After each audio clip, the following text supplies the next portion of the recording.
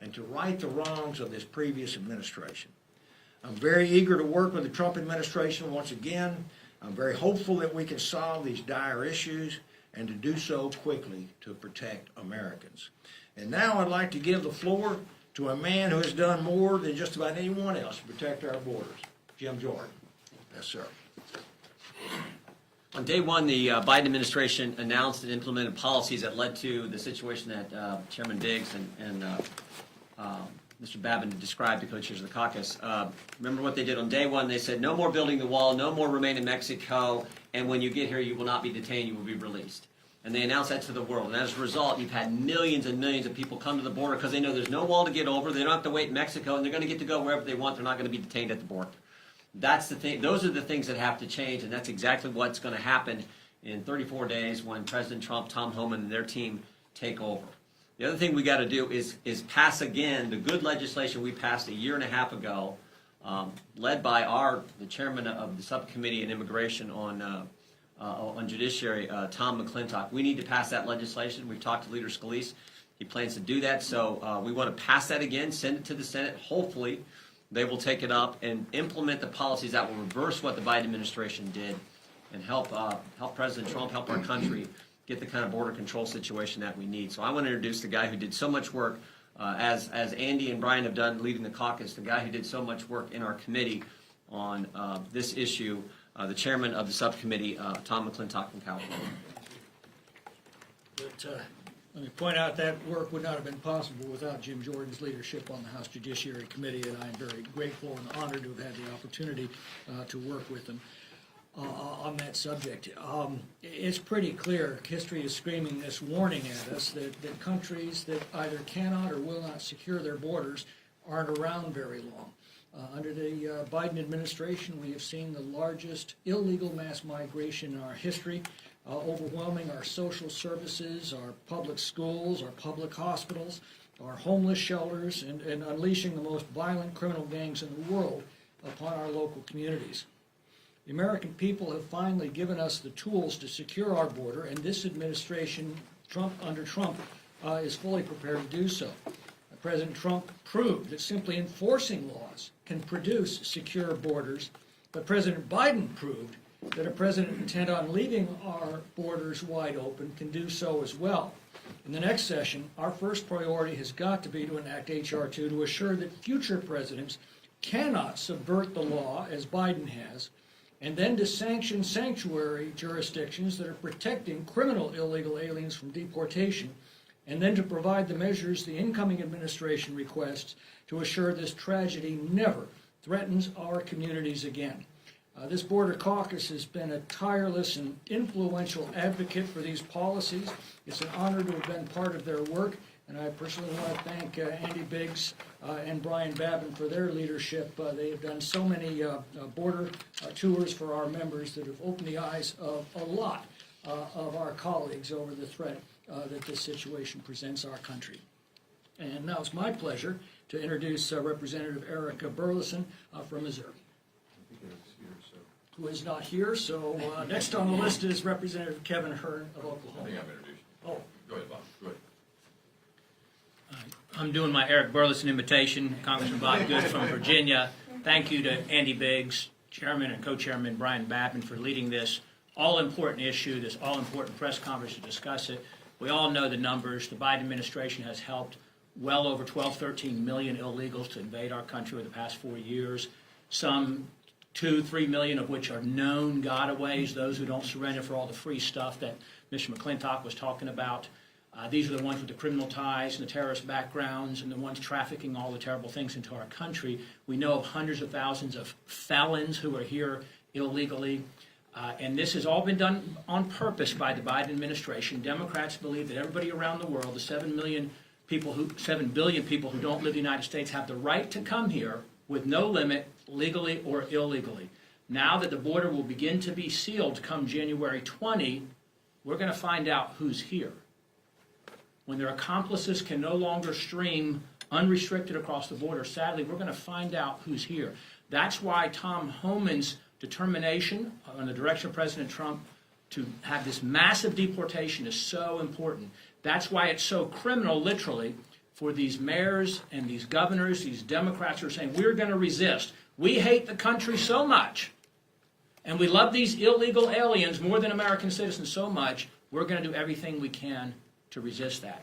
And while Republicans, sadly and unfortunately, the last 2 years have refused to defund Mayorkas' border invasion and literally gave him a $3 billion raise in the CR this past spring, hopefully Republicans will show a willingness to actually do what we say and defund these sanctuary cities and states. So thank you to my colleagues for standing strong on this issue. This is a critically important issue. Thank you again to Chairman Biggs and Babin for leading this. And now I will introduce the great Kevin Hearn from Oklahoma.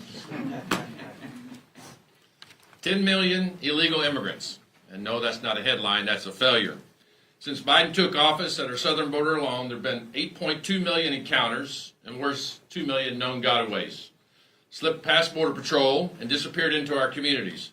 That's more gotaways than the entire previous decade combined. Every day we wait, more lives are lost to fentanyl flooding across our southern border. Under President Biden, over 200,000 Americans have died. Think about that. 200,000 Americans have died because of his failed border policy, and more than twice the number that died in Vietnam. This has got to end, and it will on January 20th. The American people are fed up. They outright rejected Joe Biden's failed America last agenda, but instead of listening, Biden doubled down. He's not just ignoring the crisis, he's selling off pieces of the border wall, as you all have been reading. I tell you this, that wall will be back in action on day one under President Trump when he returns to office. It will serve as a deterrent. It was meant to be because it works and the American people demanded it. The border crisis didn't happen by accident. It's a direct result of Joe Biden's actions. On that day, he dismantled every single border security measure that President Trump put into place, and the consequences have been devastating. For 4 years, Joe Biden put America last. He put your safety last. He put the border last.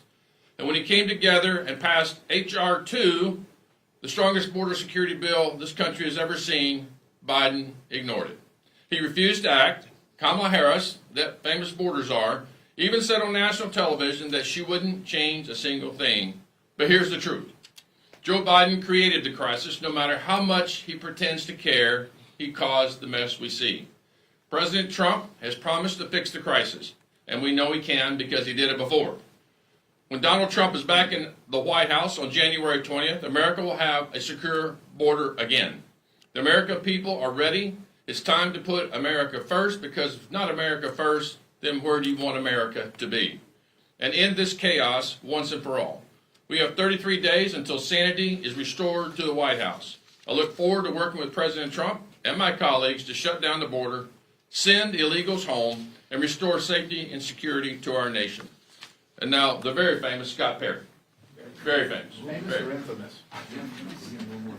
Good morning, everybody. It's great to stand with my colleagues, and this is really a story of contrast. The difference between the Biden administration, the hard left, the radical left, President Trump, and average everyday Americans who can see the difference even though mainstream media refuses to report on it. Now, mainstream media and legacy media can finally be a great partner with the truth and the American people. Right now, as we all stand here, thanks to Andy Biggs and Brian Babin working throughout this whole process of the Biden administration, right now, as we stand here, President Biden's selling off sections of the border wall that have been sitting rotting in the desert, selling them off for pennies on the dollar. The contrast is that President Trump wants to secure the border, and just like you lock your home, and just like there's a wall or a fence around the White House, part of the security of that is making sure the wrong people don't just walk in. But right now, President Biden is selling off that, making sure that the American taxpayer has to pay more to secure their own country.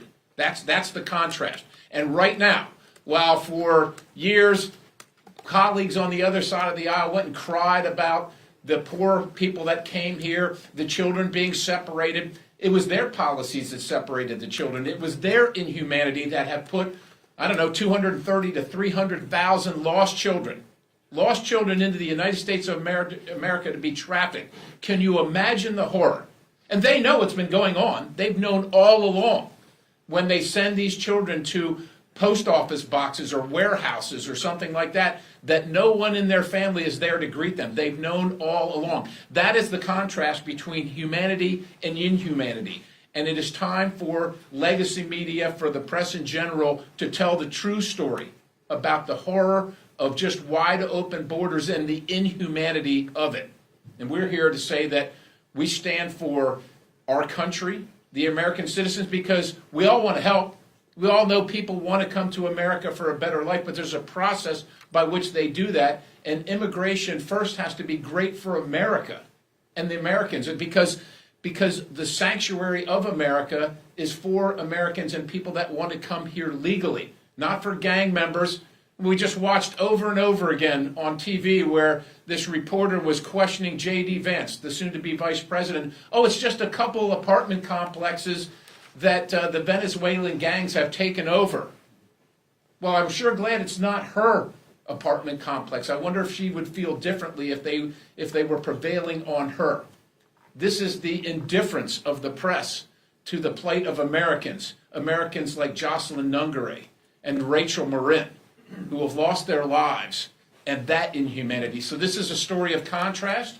These folks behind me, led by the chairman, have been on this case all along, and we're very, very pleased to tell the American people that this humanity, this change is coming, and we're asking the press to actually start reporting the truth finally.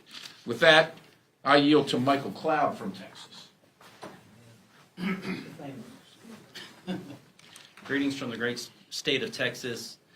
The long national nightmare of our open borders is almost done. The American people have spoken very loud and clearly. They want a secure border. They have elected President Trump because they know he can do that.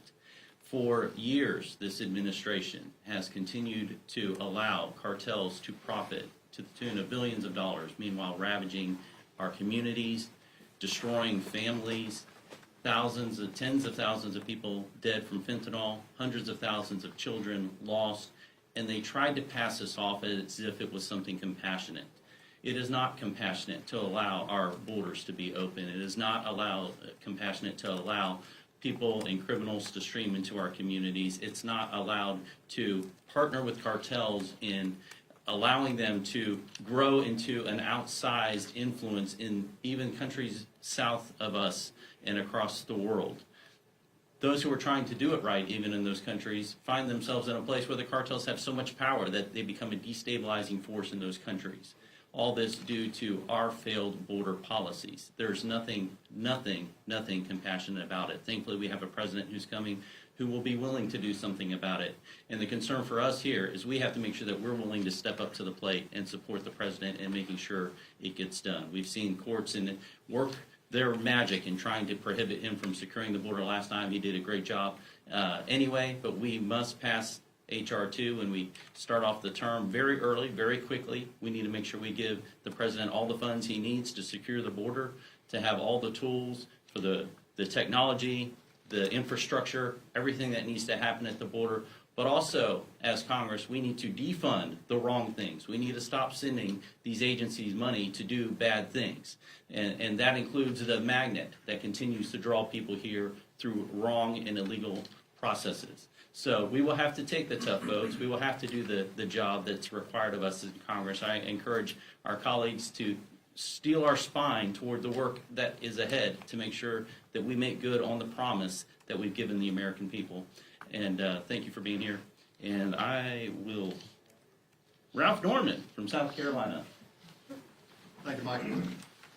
You know, and as has been said, in 33 days, the nightmare will be over with. And I want to thank Congressman Biggs and Congressman Babin for leading, as well as everybody behind me. Folks, what's happened to this country, America did not bargain for. America did not bargain for letting crime invade our streets, to let the gangs come in. You know, you can't, I wondered a lot of times if it were Biden's daughter who got killed as Lakeland Riley did, how would his view change? Or if it were his son or daughter who aimlessly went in the country with no guardians. I'm the one that got a call with busloads of children coming in North Carolina and South Carolina, of young children, and coming in late at night, checking in, and leaving early in the morning, and when asked what they were doing, wouldn't say a word. If you count the number of children alone, which is over 500,000, that's 6 football stadiums of children, unaccompanied minors. But the evil that this has done to this country, and the cost that we're having to pay now, which is worthy. What I'm excited about is a man like Tom Homan, who will get the job done. What I'm excited about is the funding that's going to take place to stop this insanity. And what I'm excited about is the whole mood of the country is not putting up any longer with what's taken place this last 4 years. And to top it off, selling parts of the wall. All of us have been to the border. The panels are $5,000 and $10,000 a piece. Selling for $5 as we've heard, is insanity and it's evil. So I'm excited about what President Trump will do. I'm excited about what people behind me will do, and it's going to be a new day in America. Thank you so much for coming. Amen. Now I call on Tiffany. Good morning, everybody. It was a little over a decade ago that a previous president said, we're going to transform America. He did not accomplish it in 2 terms. But his vice president, who is now the president, he was determined to do it, and to a certain extent, he has been successful. We've heard the stories about the terrorists coming into our country in record numbers. You heard about the fentanyl poisonings that affect the districts of all of us throughout America, including in Wisconsin, as well as the places where you live. We've heard all those stories, but I think the greatest story is the human trafficking operation, which is almost unprecedented in American history. It rivals slavery from 300 to 400 years ago, the number of people that are being trafficked here through America by the cartels and others. And it is a sad day for America. And when the history of the 21st century, of the early 21st century is written, this will be a blight on American history, this massive human trafficking operation that was established. It's all going to end in January. And I look forward to working with my colleagues behind me because we have a big task in front of us. And I believe we should take H.R. 2, which was passed through the Judiciary Committee. Members behind here did a significant amount of work. I wrote one portion of that bill, and that was the parole portion. Parole is meant to be done on a case-by-case basis. We've seen the Biden administration, with Alejandro Mayorkas complicit in this, where they've used parole to bring people en masse into this country from Afghanistan, from Haiti, from Venezuela, from countries around the world. And we need to take H.R. 2 as the template here as we go forward and include that parole revision in there to make sure that we can keep the American people safe. So I just want to thank Brian Babin and Andy Biggs for the leadership they've provided, because they've shone a light on this issue and helped elevate it to one of the top 2 issues in this election on November 5th, when the American people said, we want this to stop. I can't wait to go to work after January 1st with this group behind me, representing the American people to make America's southern border secure once again. And I turn it back to Mr. Biggs from Arizona. Thank you, Tom. Thanks everybody who's here and who's spoken. I'm going to cover just 2 quick points, just as a point of contrast. Just a few years ago, as Joe Biden was getting ready to be sworn into office, you could see illegal aliens gathering at the border. Particularly, I remember a vision that came through pictures that when the media would cover this, from the Zocalo in Tijuana, just across the border from San Diego. What did you see? You saw individuals wearing T-shirts saying, Biden let us in, those types of things. Now what's happened is you have the Philippine ambassador to the United States calling for all Filipinos who are illegally in this country to repatriate to the Philippines. before President Trump takes office. That type of repatriation is going to happen as people really come to understand and believe that this administration is going to actually remove people. 1.5 million people with removal orders already in place, already had due process. They will be removed. Over 500,000 people who with criminal backgrounds who are illegally in the country, they will be found and removed. People will start self-repatriating. The other thing that I wanted to let you know is that the cartels have sensed this urgency. So when I was in San Diego, right by Tijuana, just not too long ago, we ran into folks from Guatemala and Honduras and India. We asked how much you paying. The guy from India, we couldn't really understand what he said, but the other folks, $5,000 a piece, $5,000 a piece. You know what the going rate right now is? In excess of $10,000 per person. Why? Because the cartel knows that Donald Trump means business and Tom Homan means business, and hopefully Congress means business, and we're going to close and secure our border. With that, I'll take any questions. If I may, I have a two-part question, if you'll indulge me. One, in response to Donald Trump's tariff threat, Canada announced yesterday it'll spend $1.3 billion to secure the northern border. It's a wide range of measures from tracking down on precursors for fentanyl, more border patrols, that kind of thing. I'm wondering if that's on anyone's radar, if anyone has any reaction to that. And part two of my question, if I may, Donald Trump keeps talking on social media about making Canada the 51st state. I'm curious as to anyone has any insight as to why or what you might think of that. So humor is dead. I think to the second part of the question, I think Donald Trump is being humorous, okay? The first part of the question is, yes, I think we're aware of that. And indeed, that's what happens when you have a strong leader come in and lay down markers. And so we're really happy about that. And also, President Sheinbaum in Mexico has indicated, has indicated a willingness to try to work to resolve some of these issues. And by the way, the cartels are actually very concerned about our enforcement as well. And you're seeing that in some of their actions, including the raising of price and trying to get people in before the 21st of January. I think you had a question.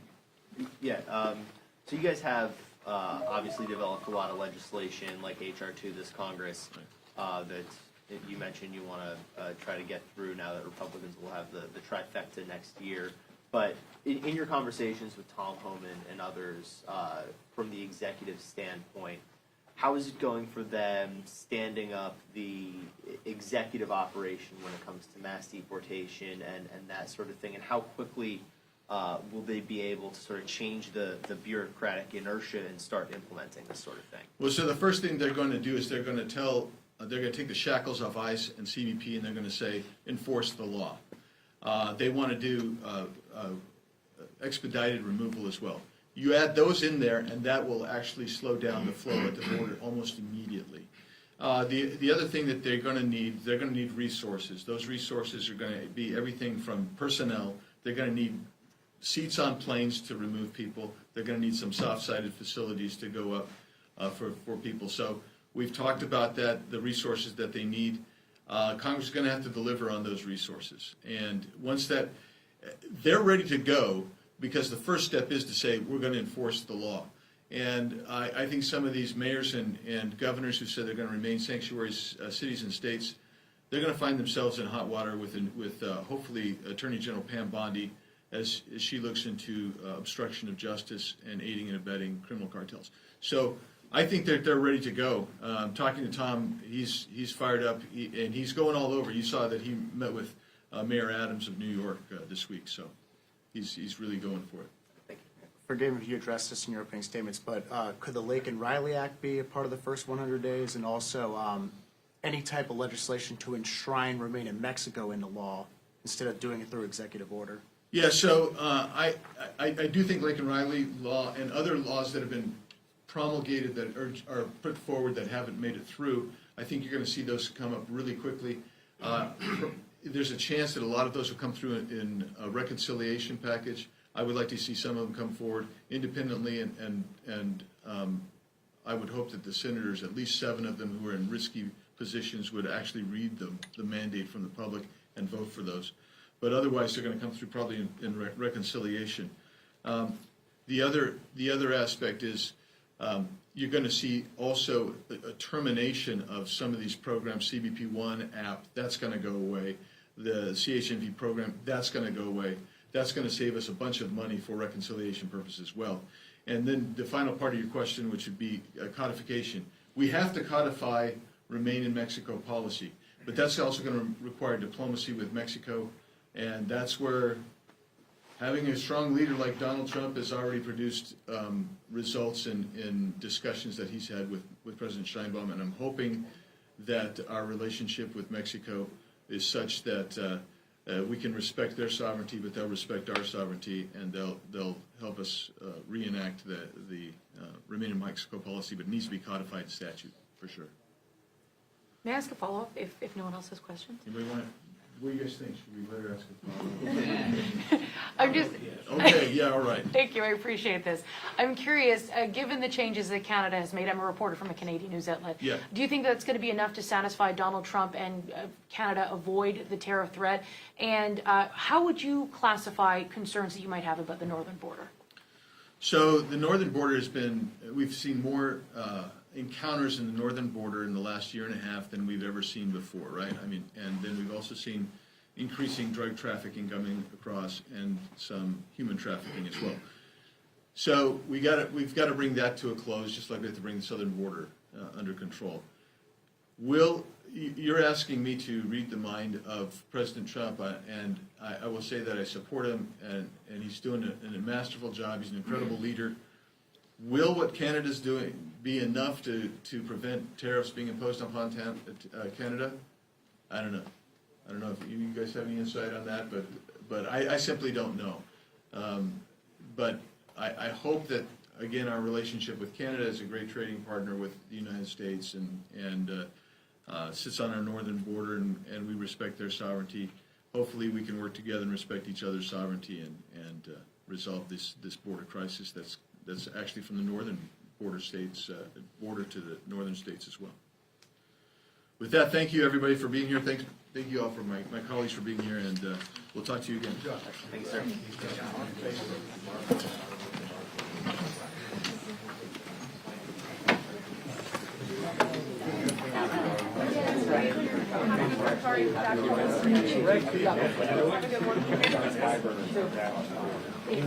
Oh, yeah, so I cover Canada border front. Do you know David Asher? I think David Asher.